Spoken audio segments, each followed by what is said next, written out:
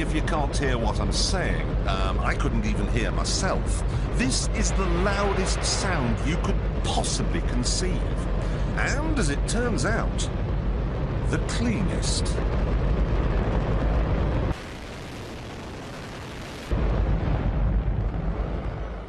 Now, the most amazing thing is that that cloud up there, which was generated by the engine, is just a mixture of hydrogen and oxygen. It's water vapour. And in about an hour's time, someone in Mississippi is going to get wet washing. It will actually rain. I told you! It's raining! That's unbelievable!